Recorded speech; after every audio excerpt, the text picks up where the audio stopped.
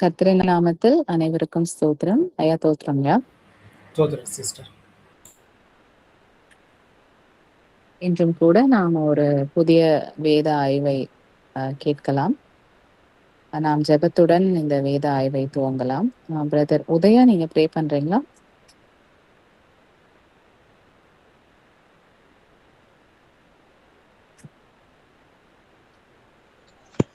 மகா உணவங்களில் வாசமாக இருக்கிற நடப்பதாவே இந்த நல்ல வாழ்க்கை வேலைக்காக நடைமுறை வைக்கிறோம். அநேக மக்களுக்கு கிடைக்காத இந்த பாக்கியத்திற்காக நீங்க இந்த ஜெபக்குழு வழியாக கடந்து கூட எங்களுக்கு கொடுத்து திருப்பிக்காக நடிகை சொல்லி வைக்கிறோம்.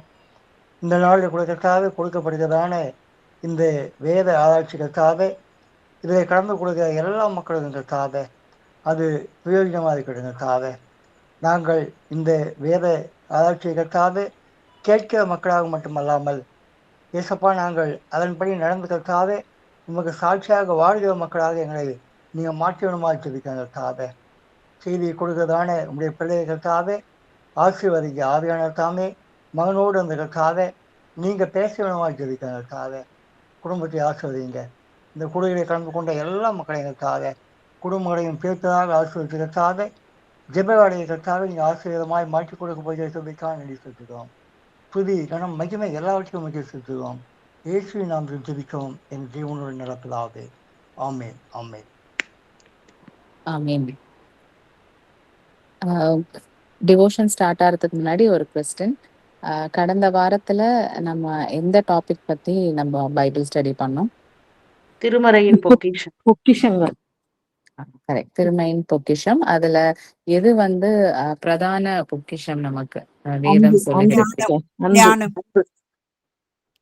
அன்புதான் பிரதானமான பொக்கிஷம். அன்பு, ஞானம் ரெண்டுமே சரியான பதில்.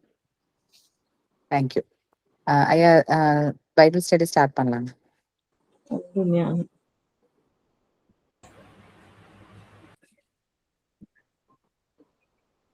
அன்பானவர்களே, அனைவருக்கும் ஸ்தோத்திரம். கடவுளுடைய பெரிதான கிருபையினால் இன்னொரு வேதாய்வில் நாம் சந்திப்பதில் மகிழ்ச்சி. இந்த வேதாய்வு ஒரு கலந்துரையாடலாக, சிந்திக்கக்கூடியதாக நாம் இந்த வேதாய்வை செய்யலாம். கிட்டத்தட்ட கடந்த வாரத்தினுடைய தொடர்ச்சி என்று கூட நாம் வைத்துக் கொள்ளலாம். கடந்த வாரம் ஞானத்தை குறித்து அநேக காரியங்களை நாம் கற்றுக்கொண்டோம். அது திருமறையில் பொதிந்திருக்கிற பொக்கிஷம் என்று நாம் அறிந்து கொண்டோம். அதை தொடர்ந்து அந்த ஞானத்தை பற்றியும் அறிவை பற்றியும், அறிவுக்கும் ஞானத்துக்கும் இருக்கிற வித்தியாசத்தை பற்றியும், திருமறையில் ஞானிகள் எப்படி உருவானார்கள், அவர்களுக்கு எப்படி ஞானம் கிடைத்தது என்பதை குறித்தும் நாம் கொஞ்ச நேரம் சிந்திக்க போகிறோம். அறிவு என்பது நம்முடைய அனுபவத்திலிருந்து நாம் பெற்றுக்கொள்வது. ஒரு குழந்தை பிறந்த பிறகு அந்த குழந்தைக்கு ஒவ்வொன்றாக நாம் கற்றுத்தர தொடங்குகிறோம்.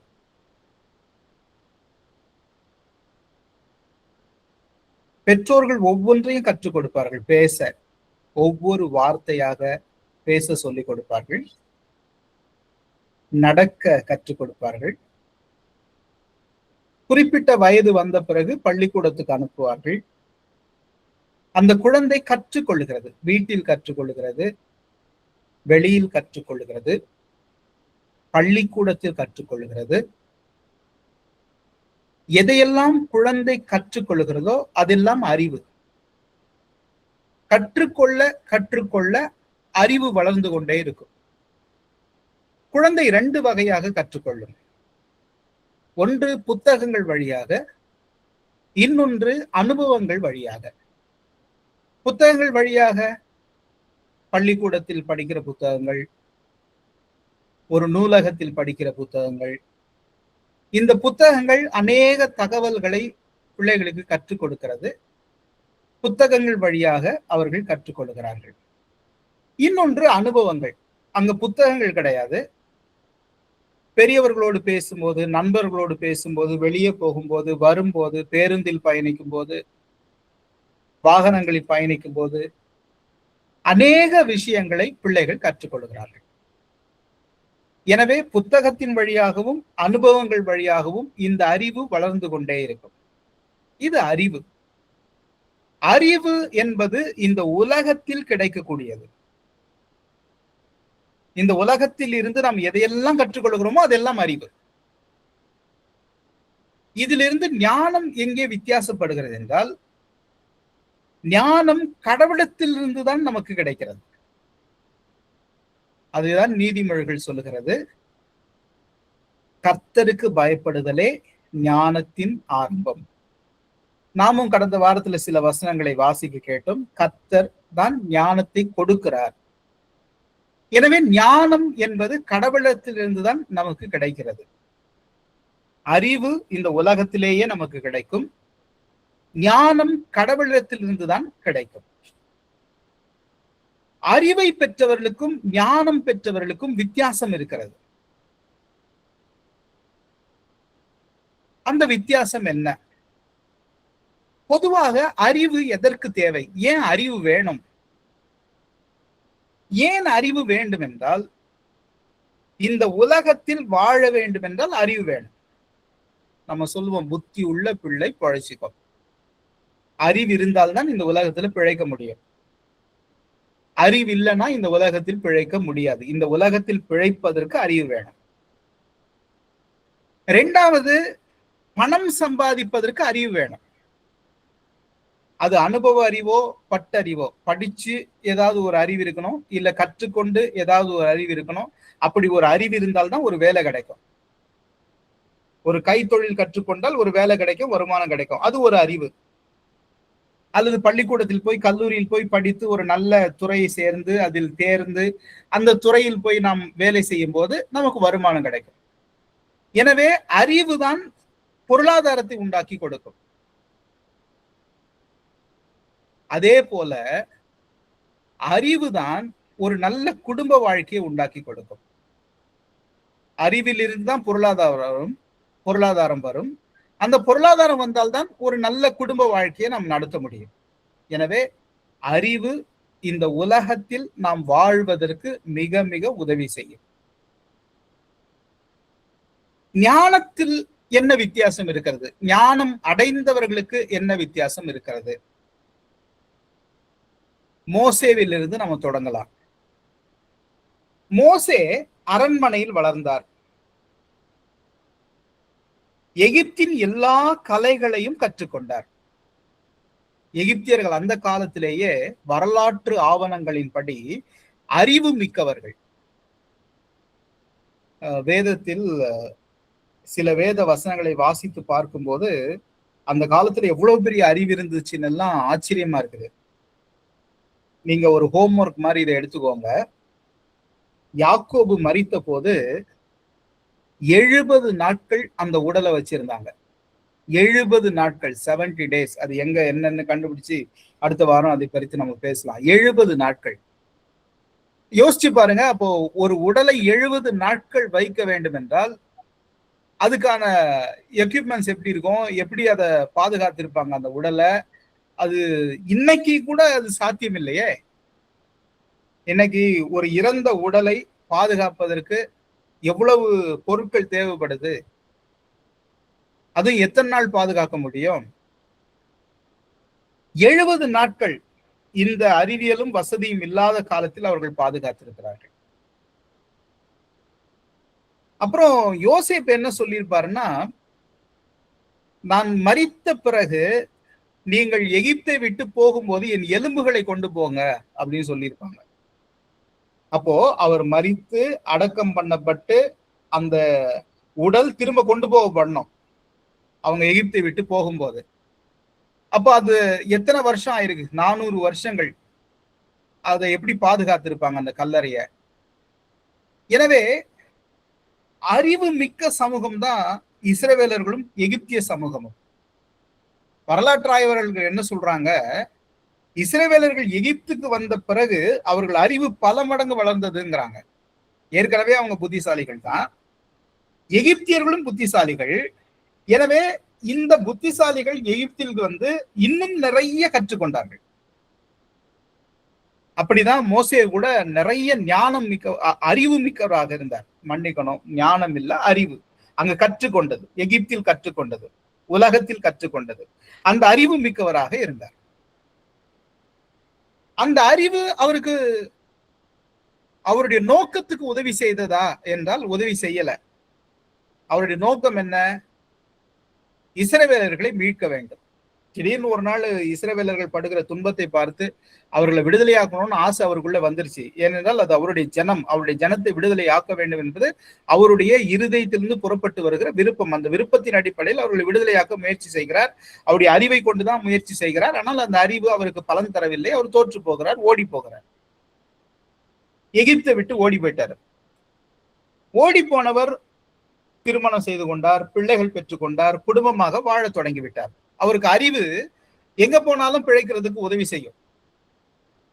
அவர்கிட்ட அறிவு இருக்குது. அடிப்படையில் ஒரு இஸ்ரவேலனாக அவருக்கு அறிவு இருக்கிறது. எகிப்தில் கற்றுக்கொண்ட அறிவு இருக்கிறது. எங்கேயோ போறாரு, அங்க ஆடு மாடுகள் மேய்க்கிறாரு, அந்த குடும்பத்துக்கு உதவியா இருக்கிறாரு, பிழைப்பு நடத்துறாரு, குடும்பம் கிடைக்குது, பிள்ளைகள் பெற்றெடுக்கிறார்கள். அப்ப அறிவு இருக்கிறது. ஆனால் அவருடைய வாழ்க்கையில திடீரென்று ஒரு நாள் ஒரு மாற்றம் ஏற்படுகிறது. அந்த மாற்றம் எப்படி ஏற்படுகிறது?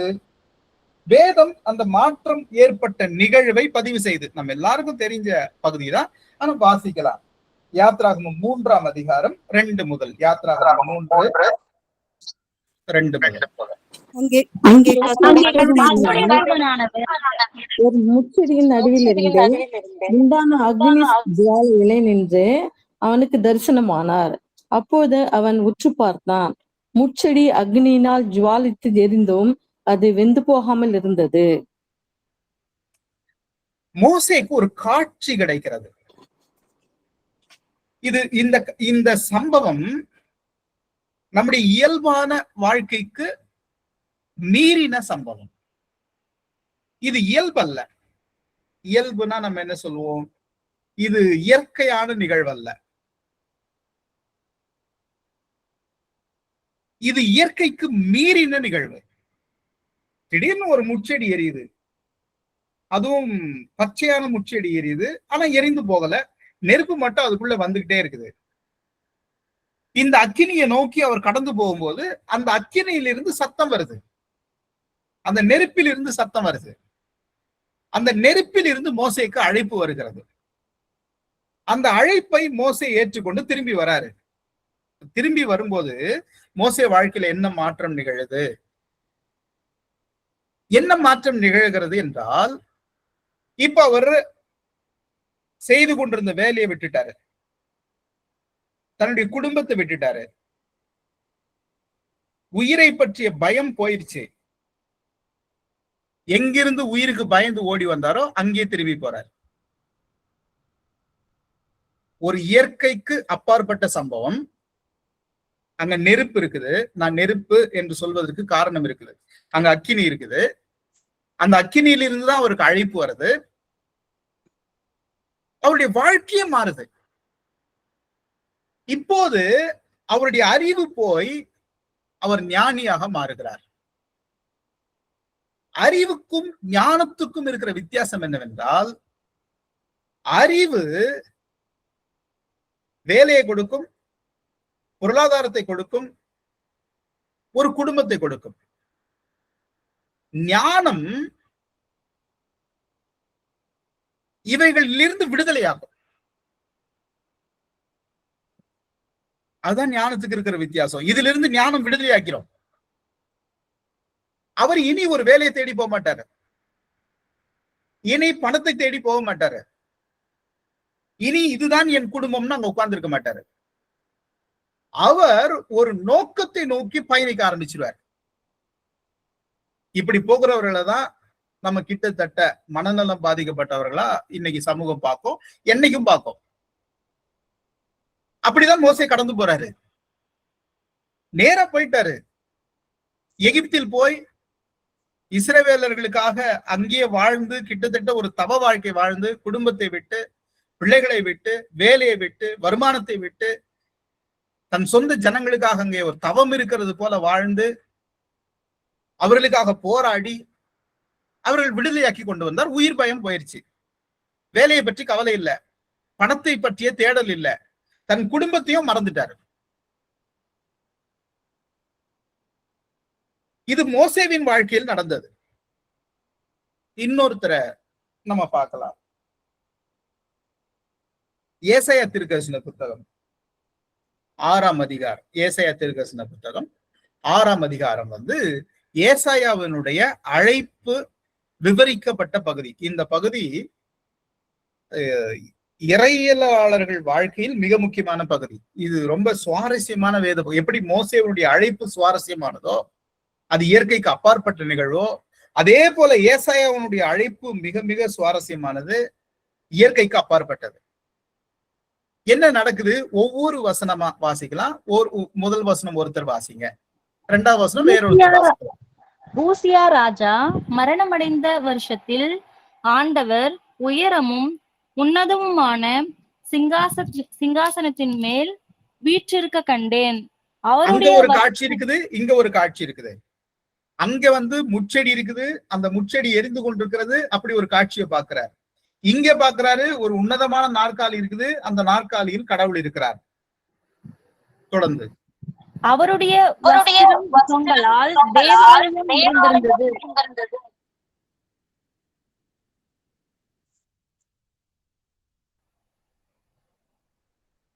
வாசிங்க. சேராபீன்கள் அவருக்கு மேலாக நின்றார்கள். அவர்களில் ஒவ்வொருவனுக்கும் அங்க தேவ தூதர்கள் இருக்கிறாங்க. சேராபீன்கள் தேவ தூதர்கள் இருக்கிறாங்க. அவங்க பறந்துகிட்டு இருக்கிறாங்க. கடவுளை பரிசுத்தர் பரிசுத்தர் என்று புகழ்ந்து கொண்டிருக்கிறார்கள். கடவுளை மகிமைப்படுத்திக் கொண்டிருக்கிறார்கள். 5வது வசனம். அப்பொழுது நான், ஐயோ அத்தமானேன், நான் அசுத்த உதடுகளுள்ள மனுஷன், அசுத்த உதடுகளுள்ள ஜனங்களின் நடுவில் வாசமாயிருக்கிறவன், சேனைகளின் கர்த்தராகிய ராஜாவை என் கண்கள் கண்டதே என்றேன். மோசே அங்க என்ன சொன்னாரு?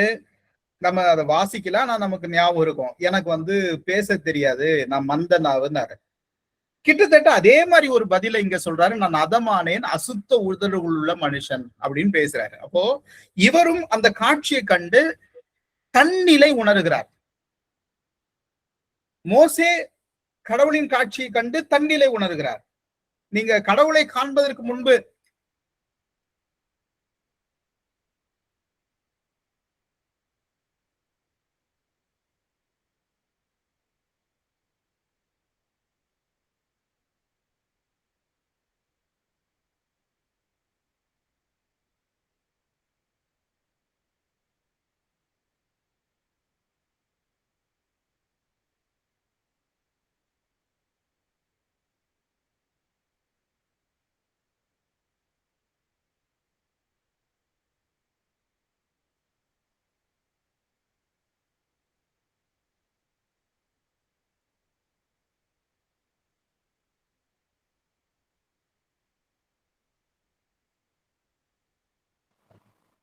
அன்பானவர்களே, திடீர்னு என்னோட நெட்வொர்க் டிஸ்கனெக்ட் ஆயிருச்சு. இப்ப எல்லாருக்கும் கேக்குதுங்களா?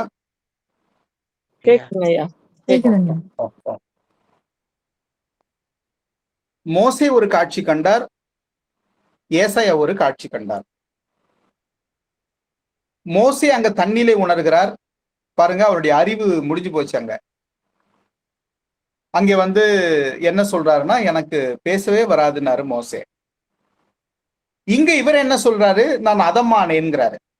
6வது வசனம் வாசிக்கலாம். அப்பொழுது சேராபீன்களில் ஒருவன் பலிபீடத்திலிருந்து தன் கையிலே பிடித்த குறட்டால் ஒரு நெருப்பு தழலை எடுத்து என்னிடத்தில் பறந்து வந்து. ஒரு நெருப்பு தழல், அங்க முச்செடி, நெருப்பு. இங்க ஒரு தேவதூதன் அக்கினி தழலை கொண்டு வந்து. அடுத்த வசனம் வாசிங்க. அதனால் என் வாயை தொட்டு, இதோ இது உன் உதடுகளை தொட்டதினால் உன் அக்கிரமம் நீங்கி உன் பாவம் நிவர்த்தியானது என்றான். ஏசாயாவை கடவுள் அதே நெருப்பின் வழியாக தான் அழைக்கிறார். மோசே அக்கினி, ஏசாயா அக்கினி. உடனே ஏசாயா என்ன செஞ்சாரு? உடனே பின்பற்றினார். யாரை அனுப்புவேன், யார் என் காரியமாய் போவான்னு கேட்ட உடனே, இதோ நான் இருக்கிறேன், நான் உமது காரியமாக போகிறேன்னு ஒப்பு கொடுத்து வந்துட்டாரே. அதுவும் எந்த அளவுக்கு ஒப்பு கொடுத்தாருன்னு சில வசனங்களை வாசிக்கலாம். 8ஆம் அதிகாரம் 3வது வசனம் வாசிங்க. ஏசாயா 8:3. நான் தீர்க்கதரிசி ஆனவர்களை சேர்ந்த போது அவள் போதமா நான் தீர்க்கதரிசி ஆனவளை சேர்ந்த போதுனா அவர் தன் குடும்பத்தோடு ஊழியம் செய்து வந்தார். அவருடைய மனைவியே தீர்க்கதரிசி தான். அதன் பொருள் என்ன? தான் திருமணமாகி தன் மனைவியும் ஊழியத்து கொண்டு வந்துட்டாரு, தன் பிள்ளைகளையும் ஊழியத்து கொண்டு வந்துட்டாரு. குடும்பமாகவே ஊழியம் செய்தார்கள். மோசே குடும்பத்தை விட்டு ஊழியத்துக்கு போனார். இவர் தன் குடும்பத்தையே ஊழியத்துக்கு அழைத்து கொண்டு வந்து விட்டார். வேற எந்த வேலையை பற்றி அவங்களுக்கு கவலை இல்லை. பணத்தை தேடி போல, பொருளாதாரத்தை தேடி போல, இது என் வீடு, என் குடும்பம், என் வாழ்க்கைன்னு அவங்க உட்கார்ந்துக்கல. குடும்பமாகவே ஆண்டவருடைய வார்த்தையை அறிவிக்கிறதுக்கு புறப்பட்டு வந்துட்டாங்க. ஆண்டவருடைய வார்த்தையை அறிவிக்கிற ஊழியம் என்பது இன்னைக்கு இருக்கிற ஒரு ஆயருக்கான வாழ்க்கை இல்லை, அது போராட்ட வாழ்க்கை. கர்த்தருடைய வார்த்தையை எடுத்து சொல்லும் போது அதுல பெரிய ஆபத்துகள் இருக்குது. அதுவும் ஏசாயா ஊழியம் செய்த காலம் ஆபத்தான காலம். அதனாலதான் கடவுளுடைய வார்த்தைக்கு எந்த தீர்க்கதரிசிகளும் செவி கொடுக்கறதுக்கு தயங்கினாங்க. ஏனென்றால் இஸ்ரவேலர்களுக்கு எச்சரிக்கை செய்ய வேண்டிய காலம், அவருடைய பாவத்தை கண்டித்து உணர்த்த வேண்டிய காலம். அதனால ஊழியத்துக்கு வருவதற்கே எல்லாம் பயந்த காலம். அந்த காலகட்டத்தில் ஊழியத்துக்கு துணிந்து வந்தவர் இவர். குடும்பத்தோடு வந்தார், தன்னுடைய வாழ்க்கையை முற்றிலுமாக மாற்றிக்கொண்டார். அப்போ மோசே அழைப்பு பெற்ற பிறகு அவருடைய வாழ்க்கையில் ஒரு மாற்றம் ஏற்படுகிறது. ஏசாயாவுக்கு ஒரு அழைப்பு கிடைக்கும் போது ஒரு மாற்றம் ஏற்படுகிறது. இந்த அழைப்புல தொடர்புகள் இருக்குது. நெருப்பு 2 அழைப்பிலும் முக்கியத்துவம் பெறுகிறது. கடவுளுடைய வார்த்தை முக்கியத்துவம் பெறுகிறது. இந்த அழைப்புக்கு பிறகு அவருடைய வாழ்க்கை மாற்றம் அடைகிறது. மோசேவினுடைய வாழ்க்கையில் மாற்றம் ஏற்படுகிறது, ஏசாயாவின் வாழ்க்கையில் மாற்றம் ஏற்படுகிறது. மூன்றாவதாக புதிய ஏற்பாட்டிலிருந்து ஒருவரை நம்ம வாசிக்கலாம். அப்போஸ்தலர் 9ஆம் அதிகாரம் 1 வாசிக்கலாம். 1வது வசனம் மட்டும் ஒருத்தர் வாசிங்க. அப்போஸ்தலர் 9:1. என்பவன் இன்னும் கர்த்தருடைய சீஷரை பயமுறுத்தி கொலை செய்யும்படி சீரிய பிரதான ஆசிரியர் இடத்திற்கு போய், சவுல், அவரு பவுலாவதற்கு முன்பு சவுல், கிறிஸ்தவர்களை கொலை செய்ய வேண்டும் என்கிற திட்டம் அவரிடத்தில் இருந்தது. ஒரு வைராக்கியமான யூதனாக யூத சமயத்தை காக்க வேண்டும் என்று, கிறிஸ்தவத்தை அழிக்க வேண்டும் என்று புறப்பட்டார். 2வது வசனம். இந்த மார்க்கத்தாராகிய புருஷனையாகிலும் ஸ்திரீகளையாகிலும் தான் கண்டுபிடித்தால் அவர்களை கட்டி எருசலேமுக்கு கொண்டு வரும்படி தமஸ்குவில் உள்ள ஜெப ஆலயங்களுக்கு நிருபங்களை கேட்டு வாங்கினான். அவருடைய நோக்கம் கிறிஸ்தவர்களை கண்டுபிடிச்சு எருசலேம் கொண்டு போய் அங்க தண்டிக்கணும். அது ஆணோ பெண்ணோ கிறிஸ்தவர்கள்னு தெரிஞ்சா அவங்களை இழுத்துட்டு போய் எருசலேம்ல கொலை செய்யணும். அடுத்த வசனம். அவன் பிரயாணமாய் போய் தமஸ்குவுக்கு சமீபித்த போது சடுதியிலே வானத்திலிருந்து ஒரு ஒளி அவனை சுற்றி பிரகாசித்தது. சடுதியில் வானத்திலிருந்து ஒரு ஒளி பிரகாசித்தது. ஒளி என்பது என்ன? நெருப்பு இல்லாமல் அங்கு ஒளி இல்லை. நெருப்பு வருது, ஒரு வெளிச்சம் வருது, ஒரு ஒளி வருது. அந்த ஒளி அவரை சுற்றி பிரகாசிக்கிறது. தொடர்ந்து. அவன் தரையிலே விழுந்தான். அப்பொழுது சவுலே, சவுலே, நீ என்னை ஏன் துன்பப்படுத்துகிறாய் என்று தன்னுடனே சொல்லுகிற ஒரு சத்தத்தை கேட்டான். அங்கு ஒரு சத்தம் கேட்கிறது. மோசே, நெருப்பு, ஒரு சத்தம், அது அழைப்பு. ஏசாயா, நெருப்பு, சப்தம், அழைப்பு. பவுல், வெளிச்சம், சப்தம், அழைப்பு. இப்ப பவுலுடைய வாழ்க்கையில என்ன மாற்றம் நிகழ்ந்துச்சு? பெரிய செல்வந்தன், மிகச்சிறந்த கல்விமான், மிக உயர்ந்த வருமானம் கொண்ட குடும்பத்திலிருந்து வந்தவர். எல்லாத்தையும் விட்டுட்டார். அவருடைய அதிகாரத்தை விட்டுட்டார். யாரும் அவரை விட சொல்லல, அவரே விட்டார். மோசேவை கடவுள் எல்லாத்தையும் விட்டுட்டு வான்னு சொல்ல, அவர் எல்லாத்தையும் விட்டுட்டு போயிட்டார். ஏசாயாவை உன் மனைவியை கூட்டு வான்னு சொல்லல, அவர் கூட்டு வந்துட்டாரு. பவுலை கர்த்தர் உன்னுடைய எல்லா அதிகாரங்களை விட்டுட்டு வான்னு கூப்பிடலான்னு வந்துட்டார். அவர்களுக்குள் ஒரு மாற்றம் நிகழ்கிறது, ஒரு மனநிலை மாற்றம் நிகழ்கிறது. அதுவரைக்கும் எதையெல்லாம் அவர்கள் பெரிதாக நினைத்தார்களோ அதையெல்லாம் தூக்கி எறிகிறாங்க. பவுலே எதெல்லாம் தூக்கி எறிஞ்சேன்னு சொல்றாருல்ல, நான் பரிசேயன், கமாலே இடத்தில் கல்வி கற்றவன், பென்யமின் கோத்திரத்தான், பரிசேயனுக்கு பரிசேயன், எல்லாம் குப்பைன்ட்டார். அவர் அதுவரைக்கும் வாழ்ந்த வாழ்க்கையை குப்பையாக தூக்கி எறிந்தார். அப்படி ஒரு வாழ்க்கை கிடைக்கிறதுக்கு கொடுத்து வைக்கணுமா இல்லையா? உலக பிரகாரமாக நாம் யோசித்து பார்ப்போம்.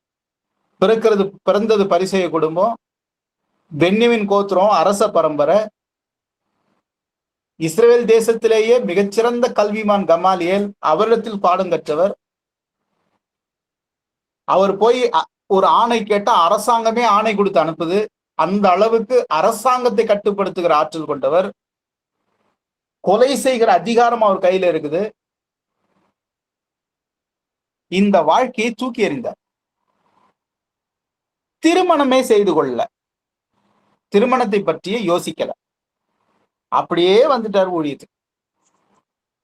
கடைசி வரைக்கும் ஊழியக்காரனாவே வாழ்ந்துட்டார். எதையும் தேடி போல, எதையும் எதிர்பார்க்கல. பவுலுடைய ஊழிய பாதையில ரொம்ப அழகா தன்னை பற்றி அவர் பேசுவார். அடிக்கடி தன்னை பற்றி அவர் பேசுவார்.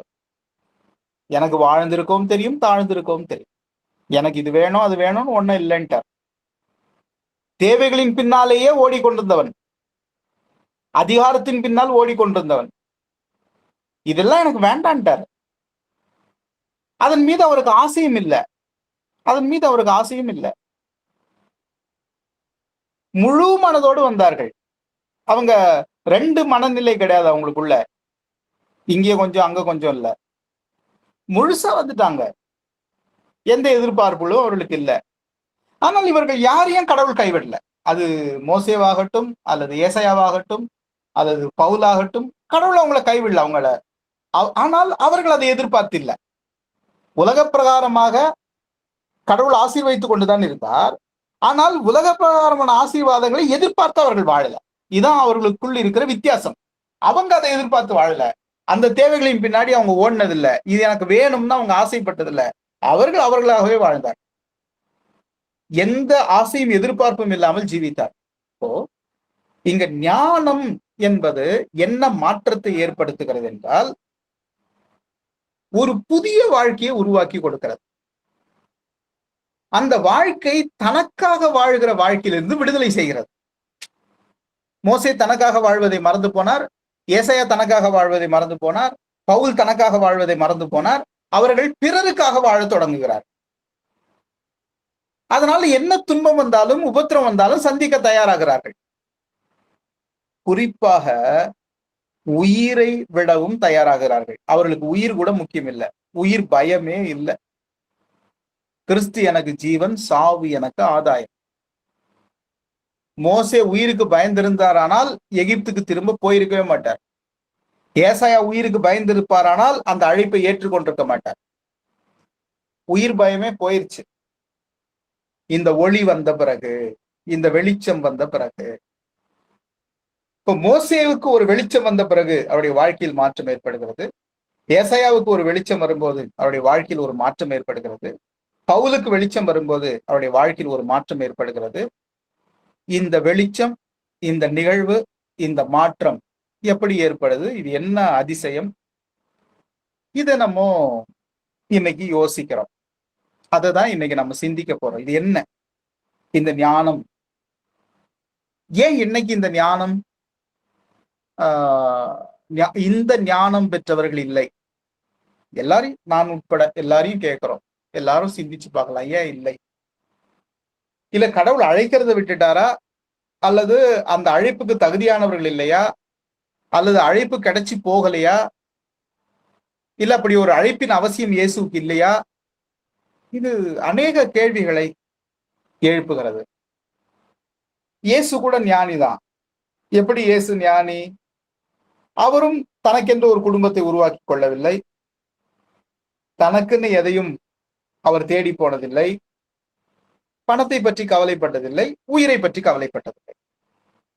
அறிவாளிகளுக்கும் ஞானிக்கும் இருக்கிற வித்தியாசம், அறிவாளிகள் ஒரு நல்ல வேலை, நல்ல சம்பளம், நல்ல வாழ்க்கை, உயிரை காப்பாற்றிக் கொள்வது, இதுல கவனம் செலுத்துவது. ஞானம் என்பது இதில் எதை பற்றியும் கவலைப்படாமல் இருப்பது, பிறருக்காக மட்டுமே தன் வாழ்க்கையை அர்ப்பணிப்பது. இது ஒரு சவால். இந்த சவால் மிக்க வாழ்க்கை எல்லாருக்கும் கிடைப்பதில்லை. கடவுள் சிலரை மட்டும்தான் அதுக்கு தேர்ந்தெடுக்கிறார். இந்த ஞானமுள்ள வாழ்க்கை இது எல்லாருக்கும் கிடைக்கிறது இல்லை, இது எல்லாருக்கும் கிடைக்கிற அனுபவம் இல்லை. ஆனால் சிலருக்கு இந்த அனுபவம் கிடைத்திருக்கிறது. வேதாகம காலத்துக்கு பிறகு இந்த 2000 வருஷங்களாக வாழ்ந்த அநேக ஞானிகளுடைய வாழ்க்கையில் இது போன்ற அனுபவங்கள் ஏற்பட்டிருக்கிறது. பிப்ளிக்கலா ரெக்கார்ட் ஆகாத அநேக ஊழியக்காரர்களுடைய வாழ்க்கையில் இது போன்ற மாற்றங்கள் ஏற்பட்டிருக்கிறது. ஒளியின் அழைப்பை அவர்கள் உணர்ந்திருக்கிறார்கள். இந்த அனுபவத்தை பற்றி நம்ம எப்படி புரிந்து கொள்வது? இதை பற்றி என்ன தோன்றுது? இக்காலகட்டத்தில் இந்த அழைப்பு உண்டா இல்லையா என்பதை நாம் யோசித்து பார்க்க வேண்டி இருக்கிறது. ஏனென்றால் இன்னைக்கு இப்படி ஒரு அழைப்பு தேவைப்படுது. தன்னை பற்றி கவலைப்படாத, தன் குடும்பத்தை பற்றி கவலைப்படாத, தேவைகளை பற்றி கவலைப்படாத, மரணத்தை பற்றி பயப்படாத ஒரு ஞானி தேவைப்படுகிறார், மக்களுக்காக தேவைப்படுகிறார். கடவுள் அப்படிப்பட்டவர்களை அழைப்பதை நிறுத்திட்டாரா? இது பழைய ஏற்பாட்டின் காலத்துலனா பவுல அழைச்சிருக்க மாட்டார், சீஷர்களை அழைத்திருக்க மாட்டார். சீஷர்கள் எல்லாரும் சீஷர்களுக்கு கூட வெளிச்சத்தின் அனுபவம் உண்டு. பேதுருவும் யோவானும் யாக்கோவும் இயேசுவினுடைய அந்த பிரகாசத்தின் வெளிச்சத்தை பார்த்தார்கள். மற்ற சீஷர்கள் இயேசுவையே பார்த்தார்கள். அவரை விட ஒரு பெரிய ஒளி இல்லை. அந்த வெளிச்சத்தின் அனுபவம் அவர்களுக்கும் உண்டு. அவர்களும் வீட்டை பற்றியோ, குடும்பத்தை பற்றியோ, தேவையை பற்றியோ, பணத்தை பற்றியோ கவலைப்பட்டதில்லை. எல்லாத்தையும் தூக்கி எறிஞ்சிட்டு அப்படியே கடவுளுக்கு பின்னால வந்துட்டாங்க. கடைசி வரைக்கும் மக்களுக்காக வாழ்ந்தார்கள். உயிரை பற்றி கவலைப்பட்டதில்லை. தோமா கல்லறை சென்னையிலேயே இருக்குது. உயிரை பற்றி கவலைப்படாமல் வாழ்ந்து செத்து போயிட்டாங்க. இந்த மகத்துவமான அனுபவம் கடவுள் யாருக்கு வைக்கிறார்? ஏன் சமகாலத்தில் அப்படி ஒரு அழைப்பு இல்லை? அப்படி ஒரு அழைப்பு கடவுள் தருவாரானால் நம்மள யாராவது போக முடியுமா? அப்படி ஒரு ஒளி பிரகாசிக்கும் போது அந்த பயணத்தை நோக்கி போக முடியுமா? அல்லது நமக்குள் அந்த தேடல் இல்லையா? இந்த கேள்விகள் எல்லாம் நான் இதை முடிக்கல, இப்படியே இதை விட்டுறேன், அவ்வளவுதான். இது ஒரு சிந்திப்பதற்காக, நாம யோசிப்பதற்காக. இதை பற்றி நீங்க என்ன கருத்துக்கள் சொல்ல வேண்டியதா இருந்தா கருத்துக்கள் சொல்லலாம், கேள்விகள் இருந்தா கேள்விகள் கேட்டுக்கலாம். நீங்க ஏதாவது இதற்கு ஒரு முடிவு சொல்றதா இருந்தா சொல்லலாம்.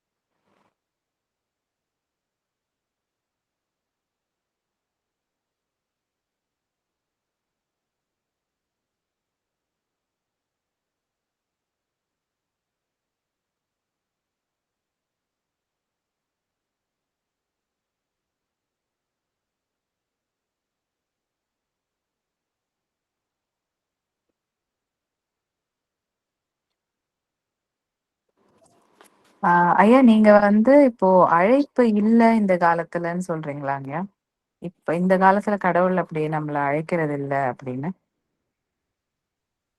நான் இல்லையான்னு கேட்கிறேன். இந்த அழைப்பு இல்லையா? மோசேவுக்கு கொடுக்கப்பட்ட அழைப்பு, ஏசாயாவுக்கு கொடுக்கப்பட்ட அழைப்பு, பவுலுக்கு கொடுக்கப்பட்ட அழைப்பு, அந்த அழைப்பு இன்னைக்கு இல்லையா?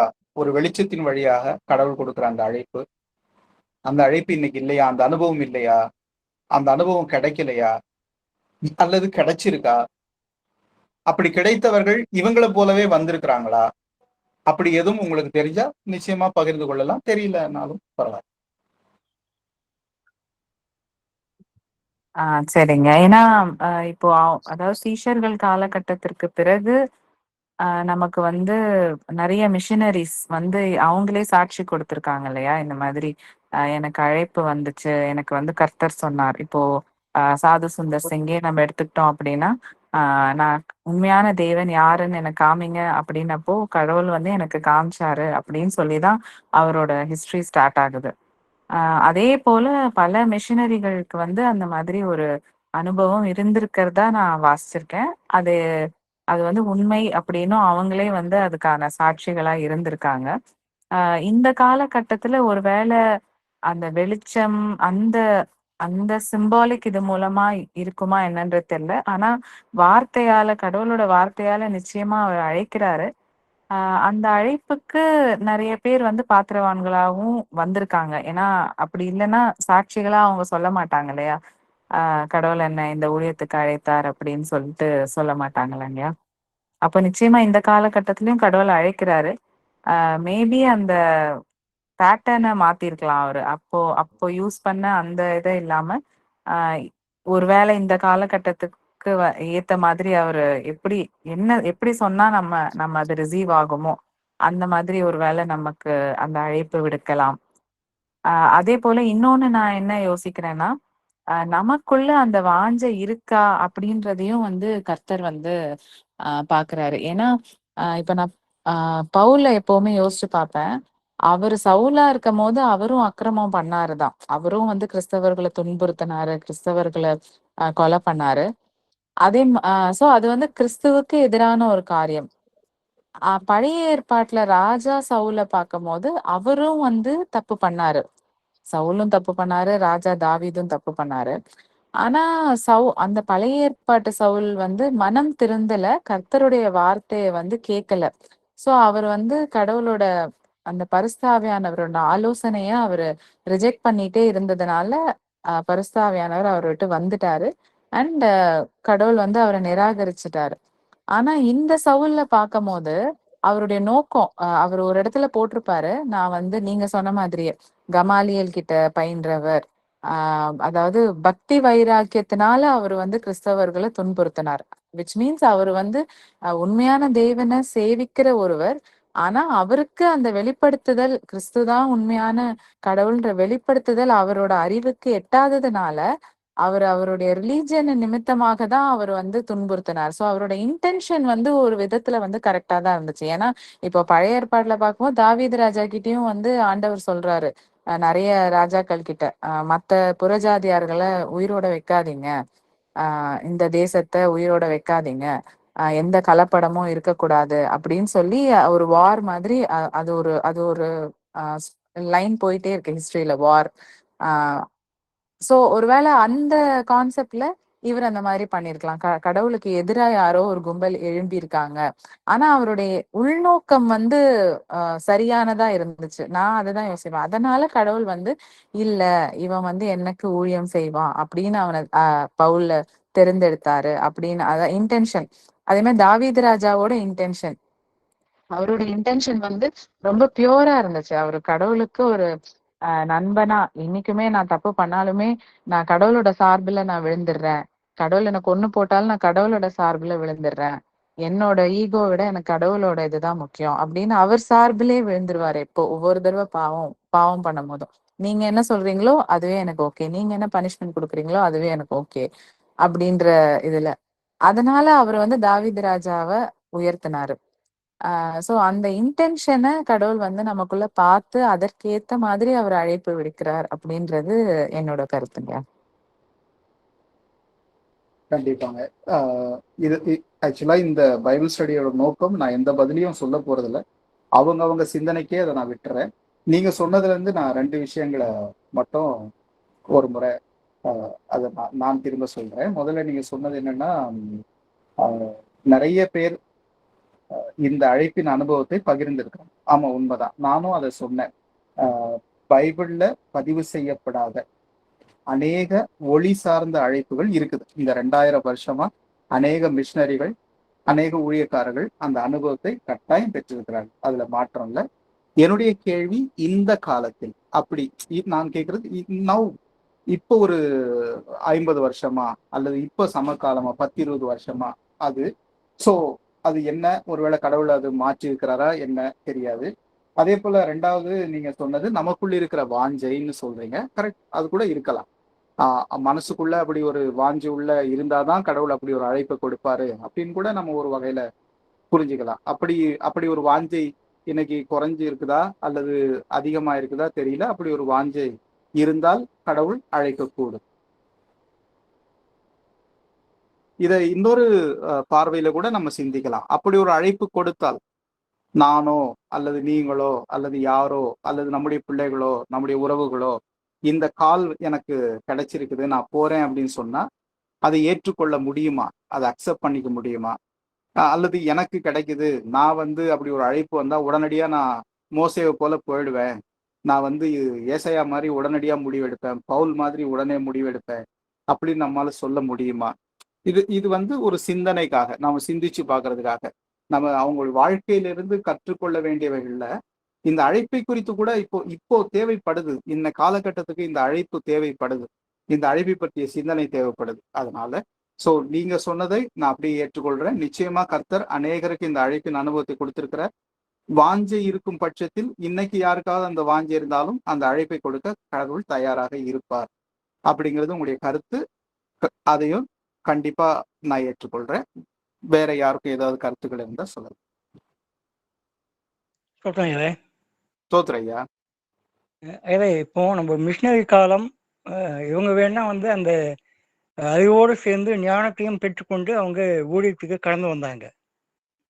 ஆனா இன்னைக்கு நிறைய ஊழியக்காரங்க, நிறைய மக்கள் என்ன பண்றாங்கனாக்கா, தங்கள் குடும்பத்தை பாதுகாக்கணும், வருமானத்தை சேர்க்கணும் அப்படின்ற அந்த அறிவை பயன்படுத்தி அந்த ஊழியத்தை செய்யறாங்களே ஒழிய ஞானம் அவங்களுக்கு இல்லை. இது ஞானம் இருந்தாக்க இன்னைக்கு எவ்வளோ மக்கள் இங்கிருந்து மிஷினரியா குடும்பத்தை விட்டு தன்னுடைய வேலையை விட்டு வட மாநிலங்களில் போய்ட்டு ஊழியம் செய்கிறாங்க. ஆனால் இங்கே நம்ம பைபிளை சொல்லுது, நீங்கள் உங்களுக்கு 2 வருஷம் இருந்தால் ஒன்று இல்லாதவங்க கூட அப்படின்ற போல வசனம் வருதுங்க. ஆனால் இன்னைக்கு நிறைய ஊழியக்காரங்க பணத்தின் மேல் பணம், ஆஸ்தி மேலே ஆஸ்தி சேர்க்காங்க. அவங்க ஒருவேளை ஞானம் பெற்றவங்களான்ட்டு எனக்கு தெரியல. ஞானம் பெற்றிருந்தாக்கா ஒருவேளை மோசையை போல, ஏசாயா போல, பவுலை போல எல்லாத்தையும் விட்டு விட்டு அவங்க ஊழியத்துக்கு வந்திருப்பாங்க. ஒருவேளை அவங்க கிட்ட நிறைய பணம் சேர்ந்தா கூட அந்த பணம் முழுவதையும் ஊழியங்களுக்காக, ஒருவேளை ஏழை மக்களுக்கு அதை பயன்படுத்தி இருக்கக்கூடும். ஆனால் அது போல இப்போ யாருமே செய்யல. ஒருவேளை அன்னை தேசம்மா அவங்க எல்லாத்தையும் விட்டு அங்கிருந்து வந்தாங்க. அதே போல ஐடாஸ் கடை வந்தாங்க. அவங்களுக்கு இங்கே இந்த மக்களுக்காக இவரையெல்லாம் செய்யணும்ட்டு அவங்களுக்கு எதுவும் ஒன்றும் இல்லை. ஆனால் ஆண்டோடைய அழைப்பு, அவங்களுடைய குடும்பம், அவங்களுடைய செல்வாக்கு எல்லாத்தையும் விட்டு வந்துட்டாங்க. இன்னைக்கு அப்படிப்பட்ட ஒருவேளை அந்த ஞானமாய் ஆண்டோடைய அழைப்பை பற்றி எல்லாம் சொல்றாங்க, ஆண்டோடைய அழைச்சான்றாங்க. ஆனால் கடைசி வரைக்கும் அந்த அழைப்பில் அவங்க யாரும் நிற்கல. ஆகவே இவங்க அந்த ஞானத்தை பெற்றுக்கொண்டு இந்த ஊழியத்தை அவங்க செய்யலை. அவங்க அவங்களுடைய அந்த படிப்பு, அவங்களுடைய அறிவு இதை பயன்படுத்தி எப்படியாச்சும் இந்த ஊழியத்தை செஞ்சாங்க. இன்னைக்கு நிறைய ஊழியக்காரங்க ஒரு பைபிளை மட்டும் கையில் வச்சுக்கின்னு எந்தவித வேத ஞானமும் இல்லாமல் பணத்தை மட்டும் சம்பாதிக்கணுன்ற நோக்கத்தோடு போகிறாங்க. ஆகவே தான் இன்னைக்கு நிறைய இடங்களில் அந்த கிறிஸ்துவத்துக்கு சரியான ஒரு அங்கீகாரம் இல்லாமல் போகுது. அன்னைக்கு பழைய ஒரு 50 வருஷத்துக்கு முன்னே ஒரு அங்கி போட்டுன்னு ஒரு ஊழியர்கள் வந்தாக்கா அந்த ஊழியர்கள் இயேசு கிறிஸ்துவை அவங்க பார்த்தாங்க அந்த காலம். ஆனால் இன்னைக்கு நம்முடைய சாட்சி இல்லாமல், அந்த ஆண்டோடைய அழைப்பு இல்லாமல், ஞானம் இல்லாமல் நம்ம ஊழியத்தை செய்வதனால இந்த ஊழியம் அவ்வளோ எலும்பு பிரகாசிக்க முடியாத சூழ்நிலை இருக்குது. இதை நம்ம இந்த தமிழ்நாட்டில் எல்லா ஊழியர்களும் சேர்ந்தாக்கா, ஜெபிச்சாக்கா, ஊழியம் செஞ்சாக்கா, இந்த தமிழ்நாடு முழுசும், ஏன் இந்தியாவே இயேசு கிறிஸ்துக்கு சொந்தமாக மாறிவிடும். ஒருவேளை அந்த ஞானம் உண்மையான அழைப்பு வந்து அவங்க செஞ்சு வந்தாக்கா. ஆனா அது இப்போ இல்லை. ஐயாவோட கருத்தை நான் ஏத்துக்கிறேன். ஐயா என்னங்கிறாரு, இந்த சமகாலத்தில் அப்படி ஒரு அழைப்பை நான் பார்க்கலைங்கிறார். அதுதான் அவருடைய கருத்து. அவருடைய ஒட்டுமொத்தமா பேசின அந்த விஷயத்துடைய சாரம்சம் இன்னைக்கு இருக்கிற ஊழியக்காரர்கள் கிட்ட அல்லது இன்னைக்கு இருக்கிற கிறிஸ்தவர்கள் கிட்ட அப்படி ஒரு அழைப்பின் சாரம் இருக்கிறதா நான் பார்க்கலைங்கிறாரு. அந்த ஞானம் இருக்கிறதா பார்க்கலைங்கிறாரு.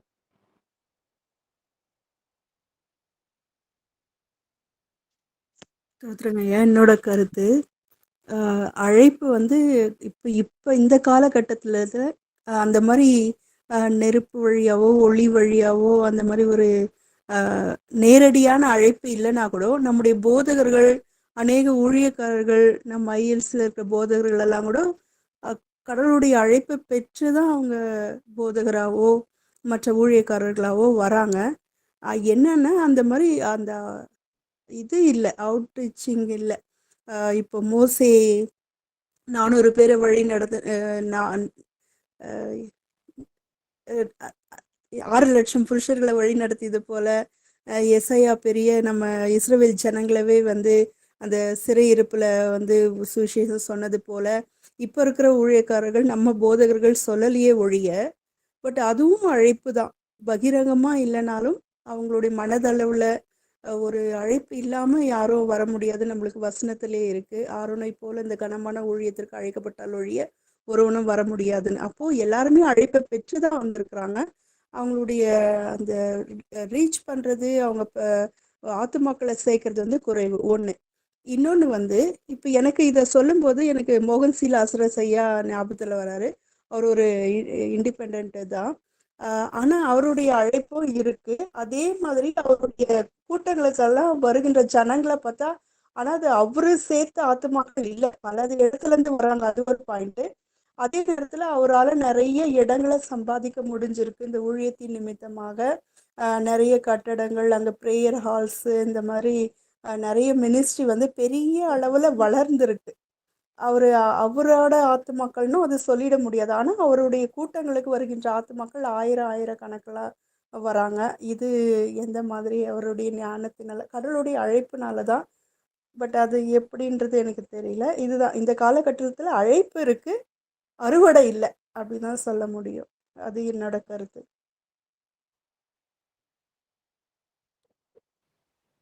சகோதரருடைய கருத்துப்படி அழைப்பு இருக்கிறது, அழைப்பு இல்லாமல் யாரும் ஊழியத்துக்கு வரல. ஆனால் அந்த அழைப்பின் நோக்கம் நிறைவேறல. அதுக்கு என்ன காரணம்னு தெரியல. அதுதான் கடைசியா அவங்க சொல்லி முடிக்கிறது. அழைப்பு இருக்குது, கடவுள் அழைக்கிறார், ஆனால் அழைப்பின் நோக்கம் நிறைவேறல. அந்த அழைப்பின் நோக்கம் நிறைவேறாமல் இருக்கிறதுக்கு என்ன காரணம்னு தெரியலங்கிறாங்க. Right, okay. நம்ம சிந்திக்கிறதுக்கு தான். இப்போ இது ஒரு காரணத்தை குறித்து நமக்குள்ள மனசுக்குள்ள நிறைய ஓடட்டும். வேற யாராவது? ஐயா பிரைஸ்லாட் ஐயா.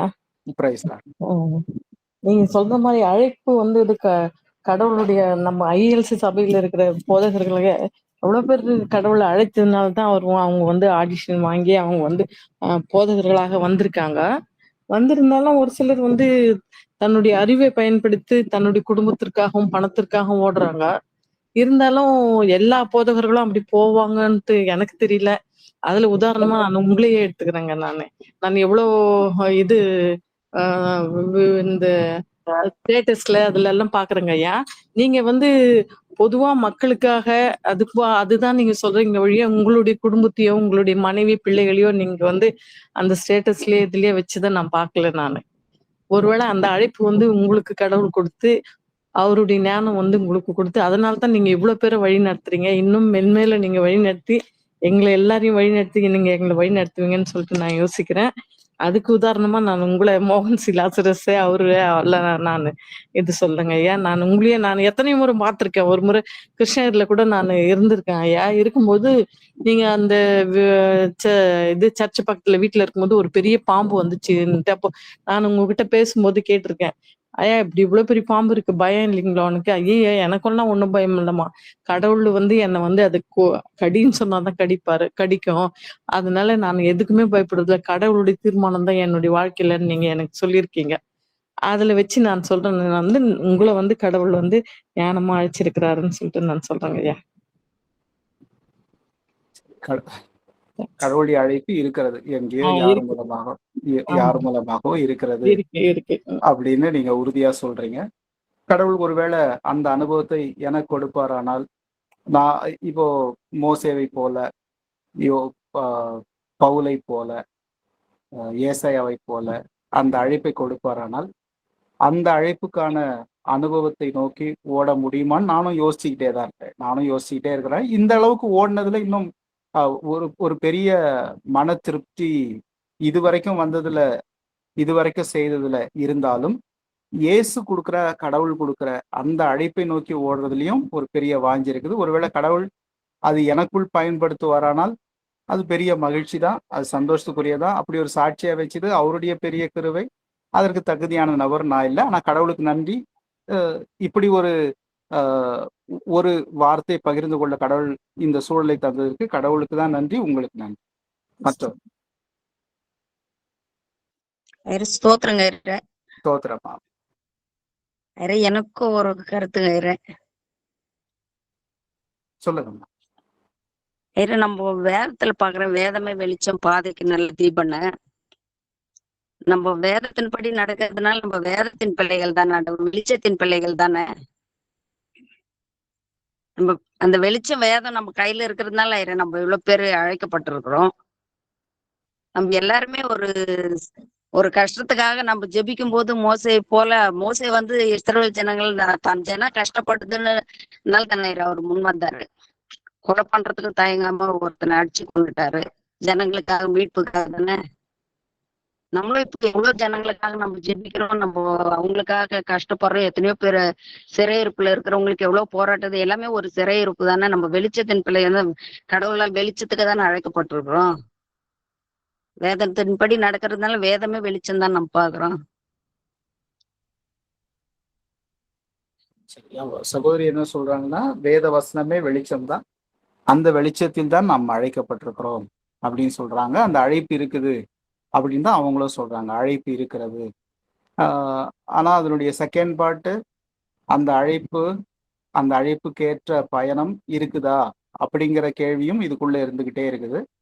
எல்லாரையும் கடவுள் அழைக்கிறாருன்றதை கிட்டத்தட்ட எல்லாரும் சொல்லிக்கிட்டே இருக்கிறோம். ஆமா, அந்த அழைப்பு இன்னைக்கும் இருக்குது. அப்போ இந்த இயற்கைக்கு மீறிய அதிசயமான அழைப்புங்கிறது இன்னைக்கும் இருக்கதான் செய்யுது, அதுல மாற்றம் இல்லை, அது இருக்குது.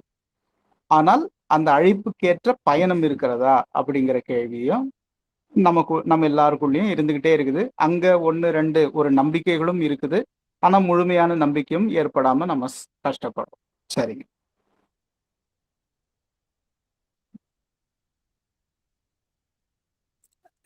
நான் அந்த மோகன் லாசரஸ் ஐயா சொன்னது அது எந்த மாதிரி நம்ம எடுத்துக்கிறது அப்படின்றதுக்காக ஒரு கேள்விக்குறியாதான்.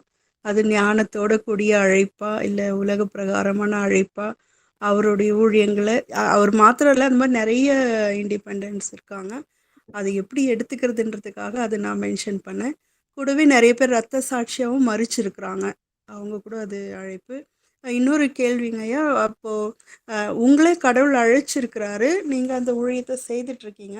ஆனால் மோசையை போல், ஏசாயாவை போல், பவுலை போலன்னு நீங்கள் எது எக்ஸ்பெக்ட் பண்ணி சொல்கிறீங்க அப்படின்னு எனக்கு புரியல. இதுவும் ஒரு அழைப்பு தான், இதுலேயும் நம்ம போயிட்டு தான் இருக்கிறோம். அதுக்கு என்ன வித்தியாசம், எதை மென்ஷன் பண்ணி எதை எக்ஸ்பெக்ட் பண்ணி சொல்கிறீங்கன்னு எனக்கு தெரியல. அப்போ நம்ம நிச்சயமா அடுத்த வேதாய்வுகளில் அது குறித்து நம்ம சிந்திக்கலாம். அழைப்பு என்றால் என்ன, அழைப்பின் நோக்கம் என்ன? இப்போதைக்கு நம்முடைய கேள்வி அந்த அழைப்பு இருக்குதா அப்படின்னு கேட்டோம். நீங்க எல்லாருமே சொல்லிட்டீங்க அழைப்பு இருக்குது. அது ரொம்ப சந்தோஷமான முடிவு. நிச்சயமா அந்த அழைப்பு எல்லாருக்கும் இருக்குது. ஆனால் அந்த அழைப்பின் நோக்கம் என்ன? ஏன் கடவுள் அழைக்கிறார்?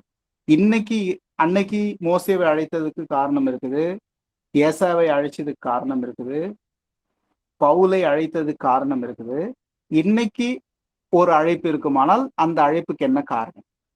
அந்த அழைப்பை நாம் நிறைவேற்ற போகிறோமா இல்லையா? நம்ம அதை குறித்து நம்ம சிந்திக்கலாம். வருகிற வாரங்கள்ல அதை குறித்து நம்ம பேசலாம். நான் ஏன் அந்த அழைப்பை நோக்கி நான் வந்துட்டேனா இல்லையா அப்படின்னு சந்தேகத்தோடு நிறுத்துறேன்னா, அழைப்பின் நோக்கத்தை தெரிஞ்சுக்கும் போது தான் அதை நம்ம முழுசா புரிஞ்சு கொள்ள முடியும். நம்ம அதை நோக்கியும் பயணிக்கலாம். எல்லாரும் பகிர்ந்து கொண்ட கருத்துக்களுக்கு நன்றி. டைம் கிட்டத்தட்ட நம்முடைய நேரம் முடிஞ்சு போச்சு. ஒருவேளை கடைசியா யாராவது ஒருத்தர் சொல்றதா இருந்தா சொல்லிட்டு நம்ம சகோதரி கிட்ட இந்த நேரத்தை நான் ஒப்படைச்சிடுறேன்.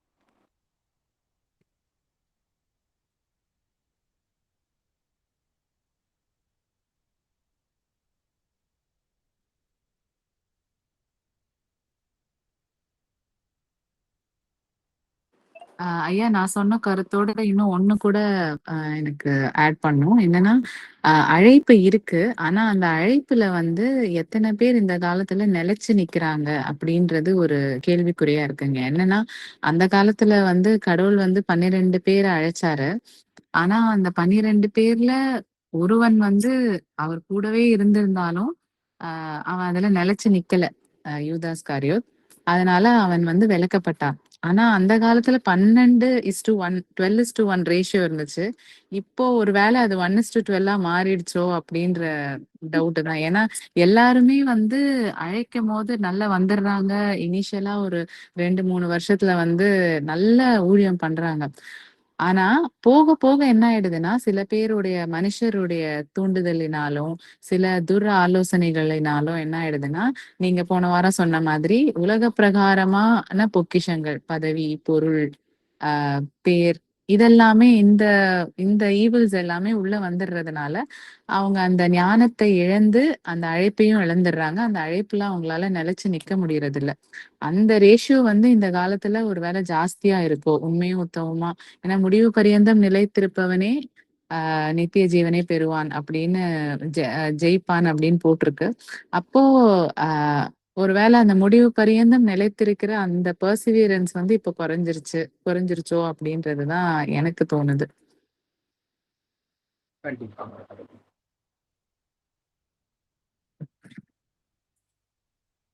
வேற யாருக்கும் எதுவும் சாட்சிகள் இருந்தால் சொல்லலாம்.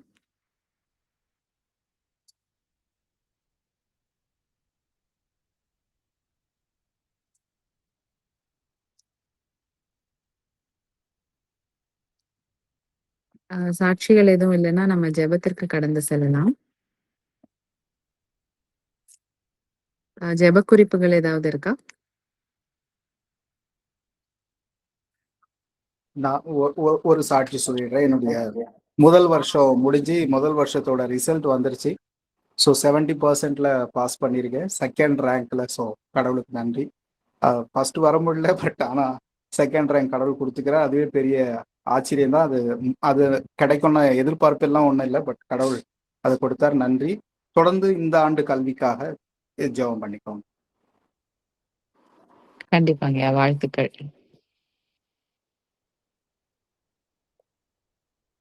சிஸ்டர் பியூலா ப்ரே பண்றீங்களா?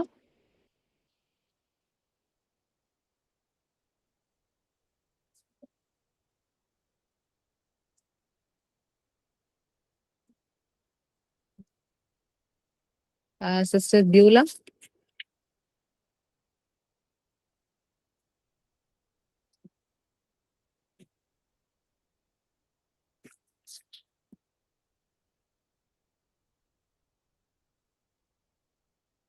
அவங்க ஓகே, அவங்க நெக்ஸ்ட் டைம் ப்ரே பண்றேன்னு சொல்லியிருக்காங்க.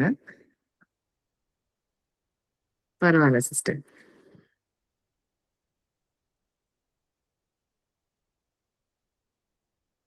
பிரதர் ஆதவன் ப்ரே பண்றீங்களா?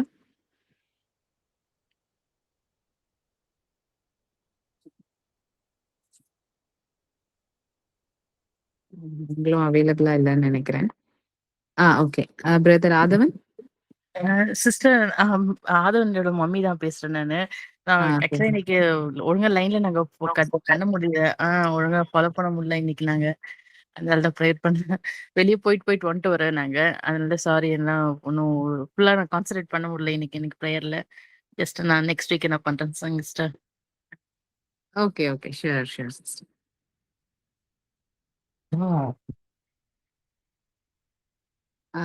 வேற யாராவது ஜெபிக்க ஆசைப்பட்டீங்கன்னா நீங்க ஜெபிக்கலாம். ஜெப குறிப்புகள் நான் சொல்லிடுறேன். நம்ம தொடர்ந்து பவித்ரான்னு ஒரு குழந்தைக்காக நம்ம ப்ரே பண்ணோம். அவங்க 10th ஸ்டாண்டர்ட் படிக்கிறாங்க. திடீர்னு பேக் போன்ல ஒரு ப்ராப்ளம் வந்ததுனால அவங்களால சுத்தமா எந்திரிச்சு உட்கார முடியாம போயிடுச்சு. ஆனா நம்ம தொடர்ந்து ஜெபிச்ச பிறகு இப்ப அவங்க ஸ்டிக் வச்சு நடக்கிற அளவுக்கு அவங்களுக்கு கர்த்தர் சுகம் கொடுத்திருக்காரு. அண்ட் ஆகஸ்ட் ஃபர்ஸ்ட் வீக்ல இருந்து அவங்க ஸ்கூலுக்கு போகலாம் அப்படின்னு பிளான் பண்ணியிருக்காங்க. ஆல்மோஸ்ட் ஒரு 3 months ஆஃப் கிளாஸஸ் அவங்க மிஸ் பண்ணியிருக்காங்க. இருந்தாலும் ஆகஸ்ட்ல அவங்க போகலான்னு டாக்டர் சொல்லியிருக்காரு. அதற்காக நன்றி செலுத்தணும். அதே சமயத்துல அவங்களுக்கு முழுமையா குணமாகணும்னு நம்ம ப்ரே பண்ணிக்கலாம். அதே போல இந்த வெதர் கண்டிஷன்ஸ், எல்னினோ வெதர் கண்டிஷன்ஸ்னால நிறைய இடத்துல வெப்பநிலை அதிகரிச்சிருக்கு அப்படின்னு சொல்லியிருக்காங்க. அதனால அதற்காகவும் நம்ம ஜெபிக்கணும். இயற்கை நிலை மாறணும் அப்படின்னு சொல்லிட்டு. ஏன்னா அதனால நிறைய மக்கள் அஃபெக்ட் ஆறாங்க. அதே மாதிரி இயற்கை சீற்றங்கள் நிறைய இடத்துல பாக்குறோம். Back to back earthquakes, flood, லேண்ட்ஸ்லைட்ஸ்ன்னு சொல்லிட்டு நிறைய இருக்கு. ஸோ இது வந்து என் டைம்ஸ்ன்னு நம்மளுக்கு தெரியும். இருந்தாலுமே நம்ம கர்த்தருடைய கிருபையை வேண்டி நாம ஜெபிக்கலாம். யாராவது ஒருவர் நீங்க அன்மியூட் பண்ணி நீங்க ப்ரேயர் பண்ணலாம்.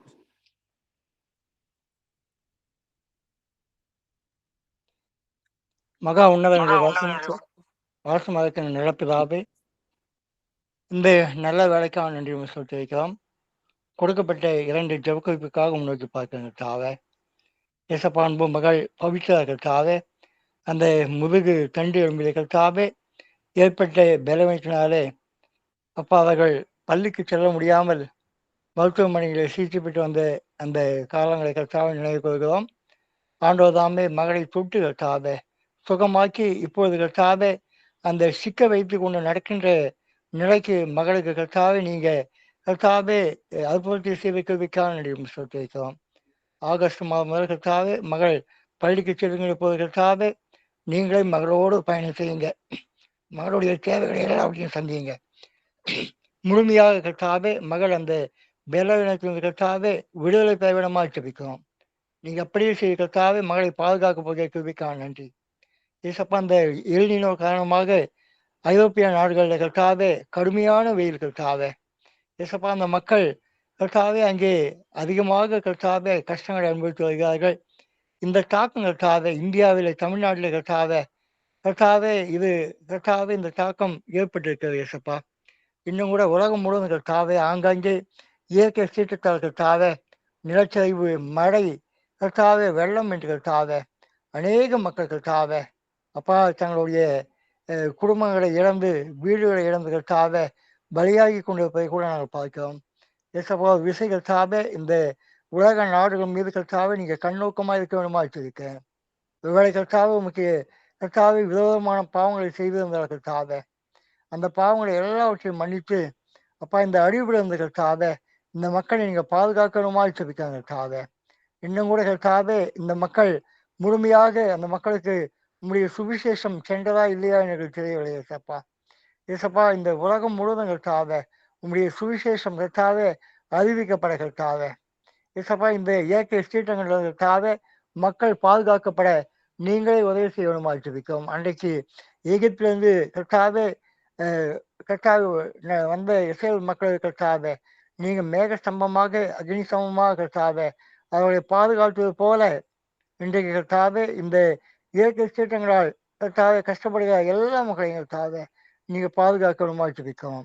உங்களுடைய கிருபை கற்றாக இந்த மக்களோடு இருக்கட்டும் கற்றாக. ஏசப்பா இந்த வேலை கூட கற்றாக இந்த நேரத்தில் கற்றாக இந்த செய்தியை வழங்க என்னுடைய அன்பு ஆயுதத்தாக முன்னோக்கி பார்க்க கற்றாக எவ்வளோ ஊழியர்களுக்காக ஏசப்பா. ஆனால் இப்படிப்பட்ட நேரத்தை ஒதுக்கி கற்றாக எப்படியாகிலும் உங்களுடைய கற்றாக பிள்ளைகள் இந்த தேவ அறிவிலே வளர வேண்டும் என்று கற்றாக நேரத்தை ஒதுக்கி ஏசப்பா இந்த ஒவ்வொரு செவ்வாய்க்கிழமையும் 1 மணி நேரம் கற்றாக இந்த காணொலி வழியாக எங்களுக்கு இந்த செய்தியை வழங்குகிற உங்களுடைய பிள்ளையை கற்றாக ஆசீர்வதிங்க, குடும்பத்தை ஆசீர்வதிங்க, தேவைகளை எல்லாவற்றையும் சந்திங்க. இவர் செய்கிற ஊழியத்தின் வழியாக இன்னும் கற்றாக ஆயிரமாய் கற்றாக மக்கள் ரட்சிக்கப்பட்ட கற்றாக உங்களுடைய கிருபை எங்களை தாங்கட்டும். துதி கனம் மகிமை எல்லாவற்றையும் செலுத்துகிறோம் இயேசுவின் நாமத்தில் ஜெபிக்கவும் எங்கள் ஜீவனுடன் நடப்பதாவே. ஆமென். ஆமென். ஆமென். ஆண்டவராகிய இயேசுவின் கிருபை, கடவுளின் அன்பு, தூய ஆவியின் ஐக்கியம், வழிநடத்துதல், அளவில்லாத ஆசீர்வாதங்கள் இறை வார்த்தைகளை கேட்ட நம் ஒவ்வொருவரோடும், கருத்துக்களை பகிர்ந்து கொண்டவர்களோடும், நாம் ஏறெடுத்த ஜெப குறிப்புகளோடும் தங்கி தரித்திருந்து நம் யாவரையும் ஆசீர்வதித்து நன்மைகளினால் நிறைத்து அவரது விசேஷ திருப்பணியில் பயன்படுத்தி காப்பாராக. ஆமேன். என் ஆத்துமாவே கர்த்தரை ஸ்தோத்திரி, என் முழுமே பரிசுத்த நாமத்தை ஸ்தோத்திரி. என் ஆத்துமாவே கர்த்தரை ஸ்தோத்திரி, கர்த்தர் செய்த சகல உபகாரங்களும் மறவாதே. ஆமென். Praise Lord, Pastor. Praise Lord. Praise Lord. ஸ்தோத்திரம்.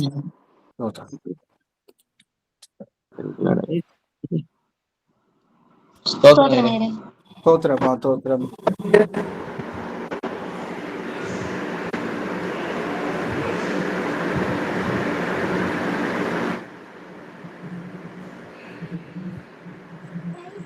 Praise Lord. Praise Lord.